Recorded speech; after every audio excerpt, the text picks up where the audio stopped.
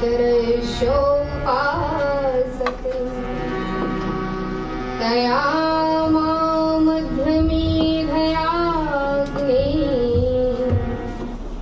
मेधाविनं कुरु स्वाहा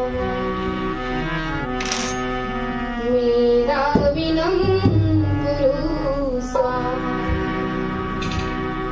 पाप की बेल बढ़ी पुण्य घटते जाते हैं, इसीलिए तो दुनिया में दुख और संताप बढ़ते जाते हैं। बहुत अच्छा, बहुत अच्छे पौधे तो पनपते हैं पानी देने से, प्रकाश झाड़ झंखाड़ अपने आप बढ़ते जाते हैं,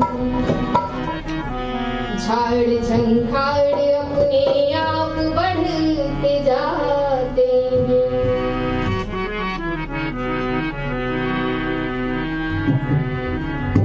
प्रभु तेरी शरण में हम सब आए, प्रभु तेरी शरण में हम सब आए, प्रभु तेरी शरण में हम सब आए, आए जी आए शरण तेरी आए, प्रभु तेरी शरण में हम सब आए।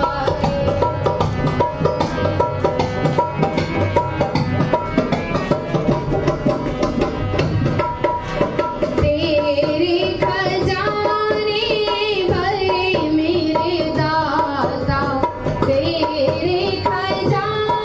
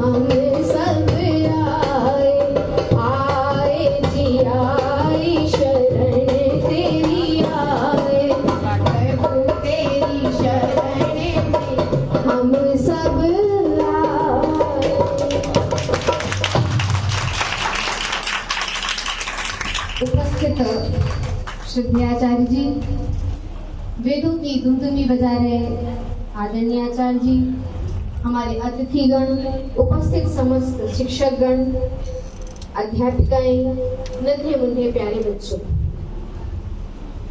अभी आप बहुत अच्छे विचार श्रवण कर रहे थे आदरणीय बाबूजी के कि चरित्र हमारा कैसा हो और व्यक्तित्व हमारा कैसा हो। इस विषय पर कुछ व्याख्यान आप सबको सुनने को प्राप्त होगा। मैं भी कुछ अपनी बात वेदोक्त आपके बीच में रखना चाहती हूँ कि वास्तव में भारत का चरित्र वास्तव में कभी नंबर 1 के स्थान पर था। इस चरित्र को देख करके विदेशी लोग नतमस्तक होते। हमारी वेशभूषा, हमारा पहनावा, हमारी संस्कृति, हमारी सभ्यता, हमारा आचरण, इसके लोग कायल थे। जब कोई भारतवर्ष का विदेश में धोती कुर्ता पहनकर जाता था तो हमारी पहचान होती थी कि देखो ये भारत से आया है, ये हमारी पहचान थी। और इतना ही नहीं, इस देश, एक छोटा सा उदाहरण मैं देना चाहती हूँ चरित्र के मामले में। मैं बताना चाहती हूँ कि हमारे देश के लोग कितने चरित्रवान थे। आप सभी ने बजरंगबली का नाम सुना है, पूजा भी करते हैं उनकी, मानते भी हैं।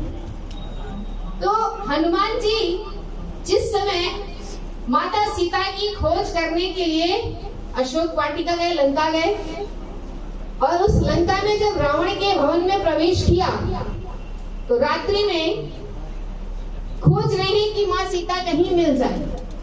जब रात्रि में बिस्तर पर व्यक्ति सोता है तो अस्त व्यस्त सभी होते हैं। हनुमान जी पूरी लंका खोज लिए, महल में कहीं सीता मिली नहीं।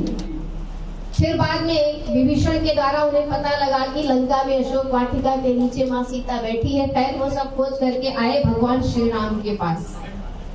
जब भगवान श्री राम के पास आए तो जब सारी कथा सुनाई हनुमान जी ने, तो श्री राम ने एक प्रश्न पूछा। वो बड़ा मार्मिक प्रश्न था जिसकी बात अभी आदरणीय बाबूजी कह रहे थे, किसी सुंदर स्त्री को देख करके हमारे मन में कैसे विचार आता। तो श्री राम ने हनुमान से पूछा, हनुमान तुम तो ब्रह्मचारी व्यक्ति हो, तुम्हारा विवाह भी नहीं हुआ है और तुम बड़े योगी हो, ईश्वर भक्त हो। रात्रि में जब तुम रावण के महल में विचर रहे थे, चल रहे थे, तो अस्त व्यस्त हुई स्त्रियों को देखकर तुम्हारे मन में विकार नहीं आया? तब हनुमान जी कितनी गहरी बात कहते हैं। हनुमान जी ने कहा, प्रभु मैं हर स्त्री में माँ सीता को देखता था, मैं हर स्त्री में माँ सीता को देखता था, इसलिए मेरे मन में विचार आने का तो प्रश्न ही नहीं उठता। बस वही बात मैं आपसे कहना चाहती हूँ कि हमारे देश में, हमारी संस्कृति में हम स्त्रियों को, हम बहनों को बहन करके संबोधित करते थे। शब्दों में बड़ी गहराई होती है बहनों। शब्द जब आप बहन कहते हैं तो आपके मन में बहन के भाव उत्पन्न होते हैं, लेकिन जब आप मैडम कहते हैं तो कैसा विचार आता है? आप स्वयं पढ़े लिखे लोग बैठे हैं, समझदार हैं।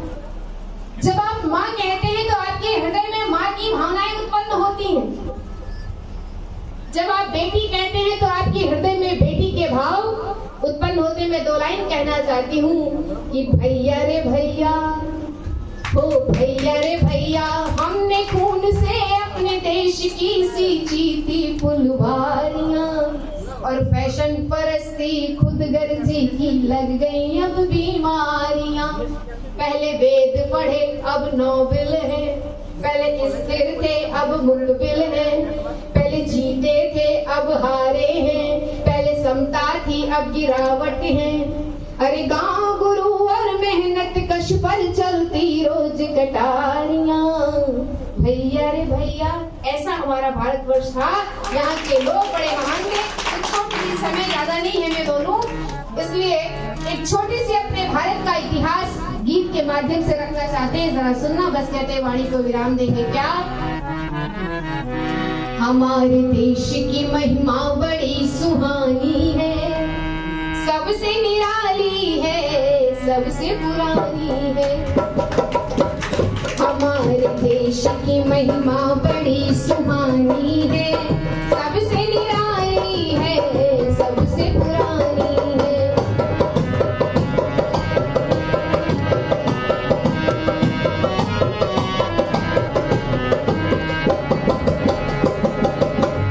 कभी इस देश का दुनिया पे राज होता था, यहाँ की रीत ही सबका रिवाज होता था। हजारों सैकड़ों गौएं घरों में रहती थी, तभी तो दूध की नदियाँ यहाँ पे बहती थी। पड़ोसी इस तरह आपस में प्यार करते थे, तो एक दूसरे पे जानिशार करते थे। किसी दरवाजे पे ताला न कोई होता था, हर एक आदमी बेखौफ होके सोता था। कोई जुआरी न शराबी न चोर होता था, ऐसा वातावरण ही चहु ओर होता था। हमारे देश की महिमा बड़ी सुहानी है, सबसे निराली है, सबसे पुरानी है। हमारे देश की महिमा बड़ी सुहानी।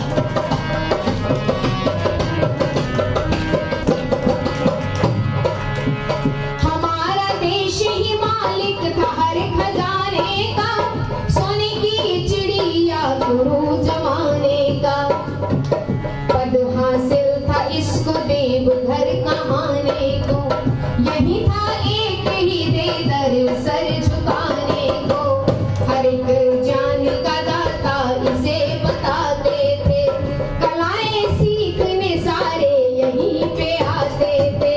ऋषि मुनियों का यहीं पर निवास होता था, ज्ञान भंडार भरा जिनके पास होता था।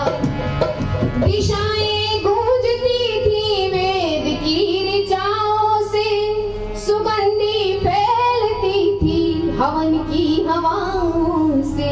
हमारे देश की महिमा बड़ी सुहानी है, सबसे निराली है, सबसे पुरानी है। हमारे देश की महिमा बड़ी सुहानी है, सबसे निराली है, सबसे पुरानी है। और इतना ही नहीं, यहाँ के लोग कैसे थे?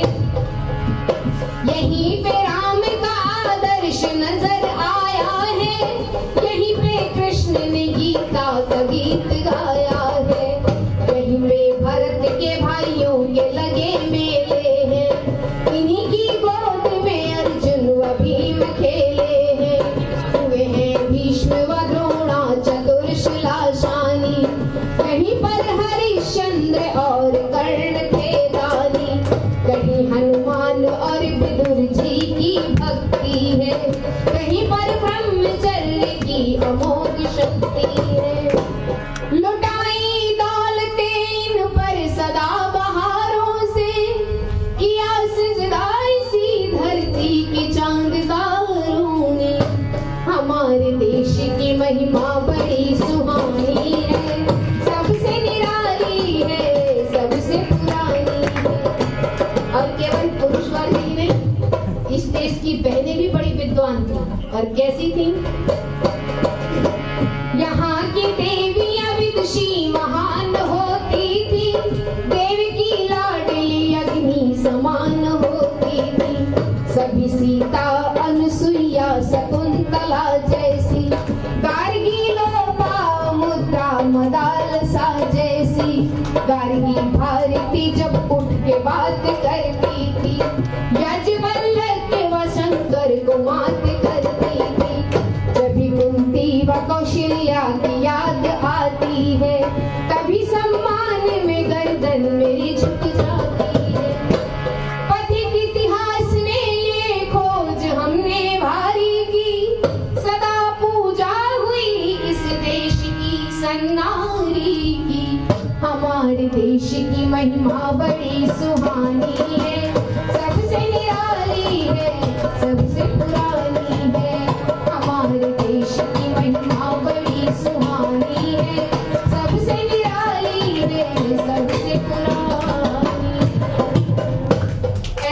हमारा भारतवर्ष था और यहाँ के लोग इतने चरित्रवान, इतने धर्मात्मा आज भी हो सकता है। तो उसके लिए हमें पहले अपनी संस्कृति को पहचानना होगा, माता पिता को जागरूक होना और अपने बच्चों को अपनी संस्कृति से परिचय कराना। ये तो आप सब बड़े भाग्यशाली हैं कि आपको इतने अच्छे प्रिंसिपल साहब मिले कि आपको बढ़िया ये माहौल दे रहे हैं। मैं आपको बताऊं, पढ़े लिखे अच्छे अफसर अधिकारी लोग वो कहते हैं वेद इज डेड, वेद है ही नहीं। बहुत सारे लोग ऐसे बोले हैं मेरे से कि अब वेद है ही नहीं, कौन पढ़ता है वेद जी। आप विचार करो, आपको ये माहौल मिला है, आप बुद्धिमान है तो इसका लाभ उठाइए और अपने जीवन को दिखाइए। ये थोड़ी से विचार मैंने रखे, इन्हीं शब्दों के साथ आपका बहुत बहुत धन्यवाद। कल भी होना है 2 दिवस। बहुत बहुत धन्यवाद आचार्य रुक्मणी जोशी जी। आपने संगीत गीत के माध्यम से पूरे भारतीय सभ्यता और संस्कृति को हम लोगों के बीच रखा।